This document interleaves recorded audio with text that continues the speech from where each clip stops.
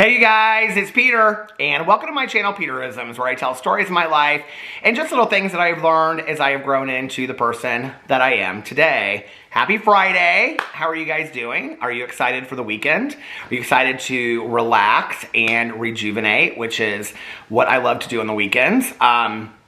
Sundays, actually, if you don't watch my videos regularly, you might not know this, but Sundays are my favorite day of the week. I love Sundays. I go to brunch with my husband. We usually take a nap at some point in the afternoon.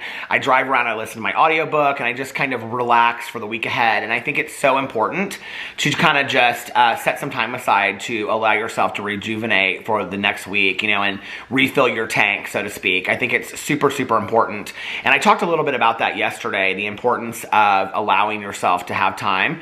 I think that was yesterday, maybe it was the day before. But I can't express that enough, and that has definitely been something that I have really learned in the last couple years, because I am somebody that is so driven, and I never see anything as like things I have to do. I see them as like projects that I want to do, you know? And so I'm always like, well, I want to do this, and I want to do that, and I want to do this, and I want to do that, right?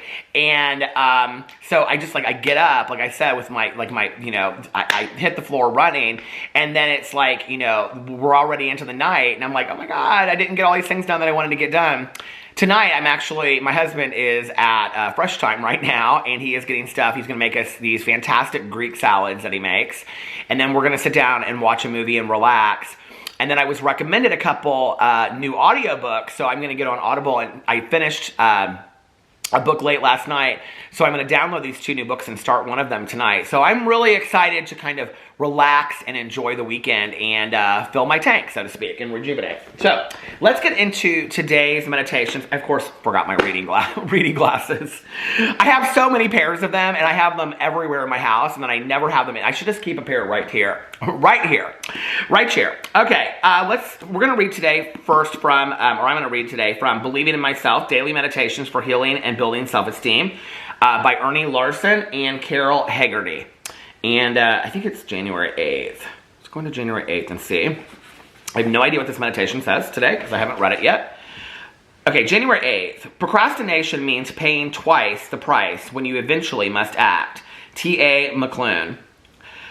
The relationship between procrastination and self-esteem is not coincidental. The reason is that self-esteem slips whenever integrity is sacrificed. And I never thought of it that way before. That's crazy. And procrastinating always demands the offering up of a tiny piece of our integrity. Heavy-duty procrastination is also a first sign of depression in many people.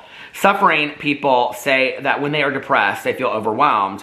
Overburdened with so much to do, there's no hope of ever getting it done, of feeling powerless in the face of insurmountable odds. Whatever the specific cause of a depression, however, procrastination often helps to set it up.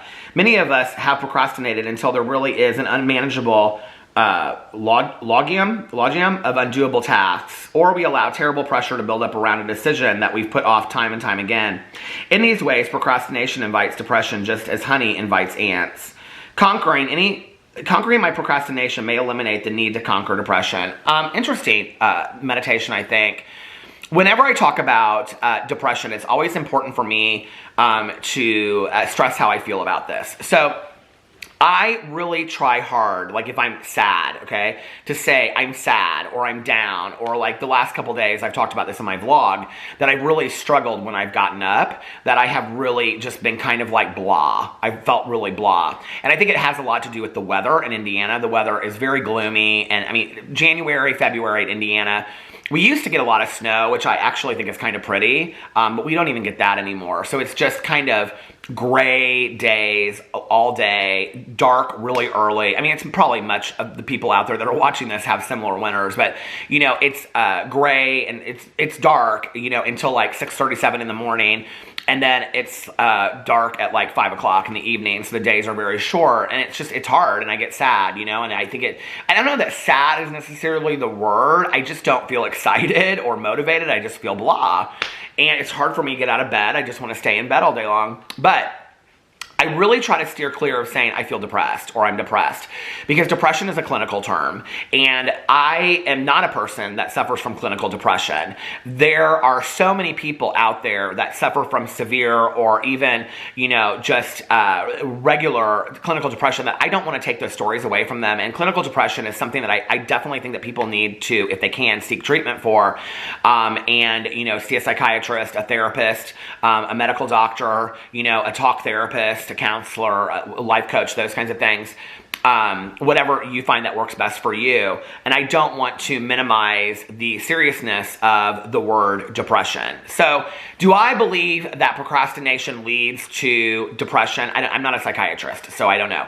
Do I believe that procrastination has minimized my self-esteem at times to where I feel sad or I feel lack of motivation? Yes, absolutely, I can say that. And I think this is a really fantastic meditation, because I've never thought of it that way before, that when I let things pile up, it just kind of brings me down. It's kind of been this ongoing joke in a lot of my videos, especially my vlog, talking about my basement, because I've said that I wanted to clean out my basement forever. My basement, and people are like, give us a tour of the basement. That will never happen until, I'm just going to tell you now, like, here's a little secret I haven't said in my other channels. Maybe I've said it, I don't know. But that will never happen until that basement is completely finished. It just will never happen. It is such a style down there. And it's weird because, like, I think people imagine like this kind of hoarding, and it's not that. It's like manageable, organized collection of stuff that I don't know what to do with. It's like tons. I have like literally, you guys, like 8 or 10 boxes of books that I need to take to donations or like the library or half price books. I then have like boxes upon boxes, storage cases of CDs, movies, DVDs, VCR tapes.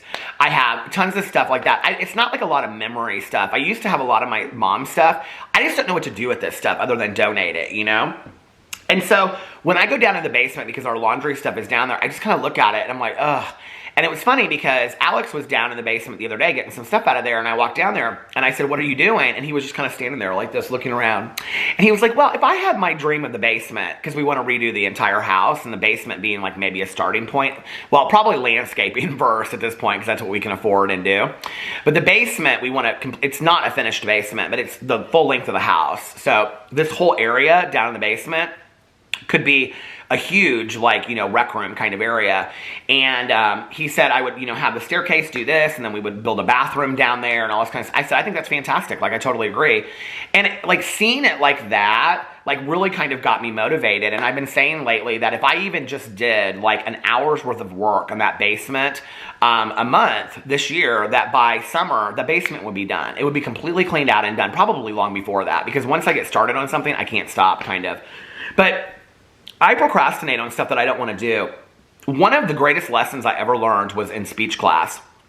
So when I was growing up, I would always be the kid that would wait until the very last minute to give my speech. I always wanted to go last. I was scared to death. I know this probably surprises people, but I have a lot of social anxiety.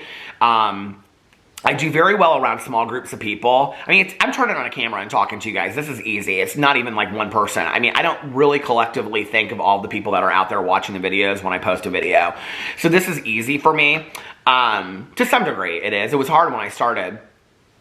But I just don't do well around large groups of people. And where was I going with this? Oh, so the speech class thing. So I would always wait. So if there's 30 students in a class, I always want to be like the last two. And I can remember like sitting in there when the teacher would like call, okay, these are the 5 students that are going to go today. And if it wasn't me, I'd be like, whew. And then I would sit there through the whole class and I would just like sweat bullets because I did not want to get in front of a class and give a speech. I was so nervous about it. Which is so funny that 40 years, 30 years down the road, this is, what I do every day is make videos, and talk to people, at periods of my, other periods of my life, like I went and spoke, I for a long time, I went and I, spoke to people about my addiction, and, I went to conventions and things like that and spoke, not just 12-step stuff, but outside of that, and spoke to people about my experiences with addiction and things like that. So and for some reason I could do that. Like I could speak to like a crowd of 500 or 1,000, 200, put me in a group of 5 or 10 people, and it's like terrifying for me. So, anyway, I can remember when I think it was like in college or grad school. I don't even remember now, but I had to give a speech, and like I had to go like second or third, and I remember I got it done. I don't even remember the exact, I'm like, can't remember things the way that I used to, but I was like second or third, and I got it done, and I remember like the rest of the 2 weeks that people gave speeches, I just like sat back and was just like relaxed and calm. And when I realized through that, okay, because I'm very much like, if you've ever seen the movie Karate Kid, like wax on, wax off, where he's teaching him things, like I'm very much that. Like I learn lessons through just things that happen to me. And I really try to look for the lesson. And I can remember what I learned through that was, don't ever put off things till the end. You know, always like come home, do your work and your homework first, and then you can enjoy your free time afterwards. Get that done first. You know, that's why like, it's always impressive to me, like when friends of mine, like their kids like do their homework on a Friday, and then they have Saturday and Sunday to enjoy. And I remember I asked a friend of mine this years ago, I was like, it's Friday, like let them, you know, and she's like, no, because they're going to want to relax and hang out and watch a movie on Sunday night and, you know, have friends over this weekend. And she's like, we're just going to get the homework done from 4 to 6, 4 to 7 or whatever, and then they can do whatever they want to do. And I thought, that's kind of genius, you know? But I learned that, and I learned like to get over my fear and to do that is to get done with things. Whenever I procrastinate and I put things off, it does affect my self-esteem, because then it starts affecting my motivation. I'm not motivated. I feel like I'm lazy. I feel like I'm complacent. I feel like I'm not getting anything done. And then that self-esteem goes into, well, there's no point to get it done anyway because you're not going to do it, right? It's just like this snowball effect that occurs, right? So there's no need for that. You know, we don't need to beat ourselves up. Just make, and there's a way to get around it too that I have learned. Like every day before, I either do it before I go to bed the night before, or I do it the next morning when I get up, is I make a list of all the things that I want to get done that day. And if I don't get some of those things done, I don't beat myself up about it. I put it on my list for the next day. But it does not come off that list until I get it done. And that's really, really helped me. And that was something that I learned working years and years and years ago when I worked in a treatment facility. I would do that every day before I left. And then when I came in, my desk was clean and I had my notepad and I knew exactly what I needed to do for that day, right? So, you know, and then I've carried that through in my life. I did that with my writing the book. I've done that on YouTube. I do that on YouTube every single day. I literally write down every day, at the top of my list, it goes vlog, drama, Peterisms, booktube, review channel, Peter does stuff. And then I write down my ideas of what I want to do. And sometimes I get to all of those ideas and sometimes I don't. And I don't beat myself up for it, right? Because there is no perfect version of myself. And I long ago accepted that there is no perfect version of Peter. This is who I am, this is what I get. And I'm a student of life that is constantly learning and growing. And if I wasn't, you know, I think that life would be dull sometimes, but don't get me wrong, I like the dullness of life. I like when life is a little boring and not so chaotic and crazy, you know, and all that and drama filled. But, you know, like, I don't have to beat myself up for that anymore because I'm never going to be perfect, and that's okay. But I also don't want to use it as an excuse to not do things. So it's finding kind of that happy medium, which is hard for me. That's really, really hard. I'm not good at balance, but that's for another day and another meditation. I love you guys, and I hope you're happy. Let me know what you think about all that, and have a great weekend. Bye.